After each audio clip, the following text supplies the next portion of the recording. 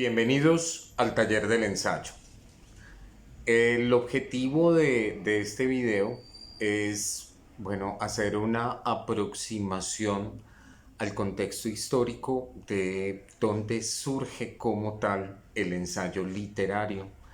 Sin embargo, pues hay muchas preguntas que contestar antes de eso, ¿cierto? La primera de ellas es que podemos pensar que una gran cantidad de personas tiene distintas visiones y versiones de lo que es el ensayo literario. Muchas de ellas corresponden a visiones propias de la ilustración o de cómo se entendía antes el ensayo, que era fundamentalmente un texto informativo o que buscaba discurrir sobre determinado tema. Bien, podemos arrancar desde allí. El ensayo literario no es simplemente un texto informativo y pues no era esa la intención de Michel de Montaigne cuando comenzó a concebir el primer volumen de sus SI, ¿cierto? Y SI quería decir de alguna manera ensayo o la idea de ensayar. Quería buscar discurrir sobre algún tema, sin embargo, no teniendo la intención de elaborar un tratado o de generar un concepto, una verdad absoluta. Probablemente el ensayo en este comienzo, o aún una característica que aún conserva, es esa idea de la persuasión, esa idea de la persuasión fundamentalmente frente a una experiencia de cualquier tipo, como vamos a seguir viéndolo. Bien, la idea de Montaigne inicialmente es que el ensayo fuese entendido como un ejercicio del juicio. ¿Qué quería decir eso? Finalmente, la capacidad de discurrir y de elaborar una reacción frente a una situación particular dentro de un contexto determinado. Bien, ese ejercicio del juicio, por supuesto, está en un contexto reflexivo y el ensayo finalmente pues solo pudo ser enunciado como una composición literaria o como un género como tal por la teoría hasta el siglo XIX. Sin embargo, pues podríamos pensar que el ensayo ha estado con nosotros una gran cantidad de tiempo en la historia, pero es un género muy joven que, pues, sin embargo, todavía hay muchas conceptualizaciones por medio de las cuales el ensayo sigue cambiando, se sigue transformando. Muy bien, durante el siglo XVI realmente era conocido, concebido como el modo de proceder para tratar alguna materia en particular. Es decir, no habían unos límites formales como tal, tampoco se había pensado en una extensión o en un tono particular del ensayo. Si alguien quería escribir un pequeño tratado de física, probablemente fuese entendido como un ensayo. Bien, posteriormente ya en el siglo XVII y en el texto de José Luis Gómez Martínez, titulado Teoría del Ensayo, en donde hay buena parte de esta información y en donde ustedes también pueden conocer con detalle algunos aspectos mucho más específicos de autores que pues no quiero mencionarlos ahora en este video porque evidentemente se haría muy largo. Miren, ya van 4 minutos y 7. Bien, en algún momento pues también esa consideración de tratado pues durante el siglo XVII, ya saltando hacia el siglo XVII, podía ser incluso tratado despectivamente por la crítica literaria, porque era simplemente un ensayo y se leía exactamente como un intento, tal vez como un leve intento de intentar la aprehensión de una obra literaria. Bien, sin embargo, bueno, José Luis Gómez Martínez avanza y nos muestra un poco más sobre cómo esa concepción del ensayo pues que tiene una fuerte presencia desde España, por supuesto, y también desde Francia por la ilustración, porque posteriormente vamos a ver que se convirtió en uno de los géneros más importantes del mundo ilustrado. Bien,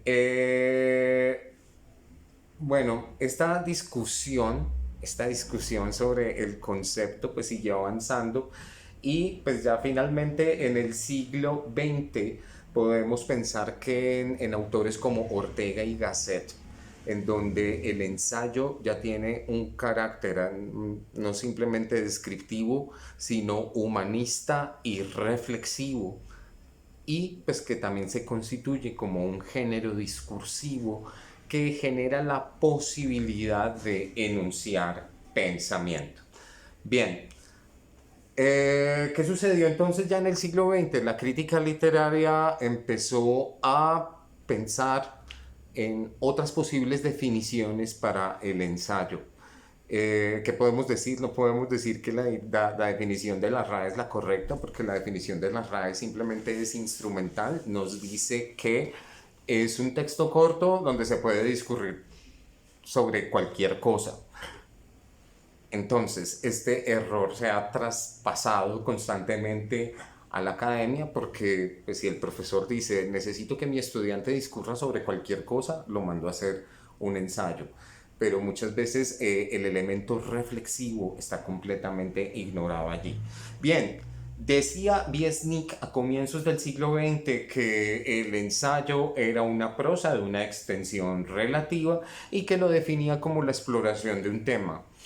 No podríamos decir que el ensayo simplemente es la exploración de un tema, porque estaríamos pensando más en un estado del arte en el cual yo, a partir de una pregunta de investigación, empiezo a realizar una indagación particular sobre un elemento del discurso.